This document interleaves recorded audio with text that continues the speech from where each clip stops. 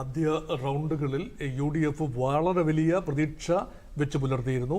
4-5 round കഴിയുമ്പോൾ തന്നെ 5000 വോട്ടിലധികം ഭൂരിപക്ഷമുണ്ടെങ്കിൽ മാത്രമേ പിന്നീട് എണ്ണാനുള്ള കേന്ദ്രങ്ങൾ LDFന് നിർണായക സ്വാധീനമുള്ള മേഖലകളാണ്.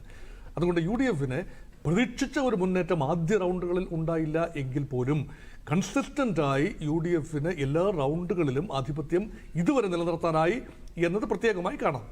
ഇവിടെ പ്രധാനപ്പെട്ട ഒരു വിഷയം PV അൻവർ ഫാക്ടർ. എനിക്ക് തോന്നുന്നത് ഈ തെരഞ്ഞെടുപ്പ് തന്നെ സാധ്യമാക്കിയത്, നെസസിറ്റേറ്റ് ചെയ്തത് PV അൻവർ രാജിവെച്ച ഒരു സംഭവം തന്നെയാണ്. അതുകൊണ്ട് PV അൻവറിന് ഏറെ കാര്യങ്ങൾ തെളിയിക്കാനുണ്ട്.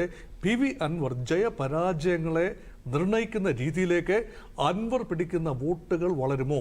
ഇത് മാത്രമായിരുന്നു പ്രധാനപ്പെട്ട ചോദ്യം. അതിൽ അൻവർ ആദ്യ റൗണ്ടുകളിൽ ഒരുപക്ഷെ നിർണായക സാന്നിധ്യമായി 3ാം സ്ഥാനത്താണ് എങ്കിൽ പോലും അൻവർ ഒരു 10,000-നും 15,000-നും വോട്ട് ഇടയിൽ വോട്ട് ആത്യന്തികമായി നേടുകയും അത് ഡിസൈസീവായി മാറുകയും ഒരുപക്ഷെ ആര്യാടൻ ഷൗക്കത്തിന് ലഭിക്കാവുന്ന ഭരണവിരുദ്ധ വികാരത്തിൻ്റെ ഒരു പങ്ക് അൻവറിലൂടെ പോൾ ചെയ്യപ്പെട്ടാൽ UDF സ്ഥാനാർത്ഥിയുടെ പതനമുണ്ടാകുമോ എന്നത് മാത്രമായിരുന്നു പ്രധാനപ്പെട്ട വിഷയം.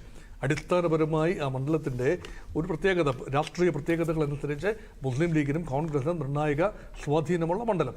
അതേപോലെ തന്നെ LDF കാഡറുകളും വളരെ സജീവമായ മലപ്പുറം ജില്ലയിലെ മണ്ഡലം. അവിടെ കോൺഗ്രസ് ഈ ലീഗ് വോട്ടുകൾ കൃത്യമായി UDF കിറ്റിയിൽ പോൾ ചെയ്താൽ as A thumb rule UDF കാൻഡിഡേറ്റിന് കൃത്യമായ നമ്പേഴ്സ് കിട്ടണം. പക്ഷേ UDFൻ്റെ വോട്ടുകളായിരിക്കും അൻവർ കട്ട് ചെയ്യുന്നത്. അതാണ് കത്രിക ചിഹ്നമാണ് അൻവറിൻ്റേത്. അത് വലിയ സിംബോളിക് ഒരു ചിഹ്നമാണ്. Whose votes he go to cut is a $1 billion question. അവിടെ അൻവർ കൃത്യമായി UDFൻ്റെ വോട്ടുകളിൽ ആദ്യ റൗണ്ടുകളിൽ കട്ട് ചെയ്തു എന്ന് തന്നെയാണ്. അല്ലെങ്കിൽ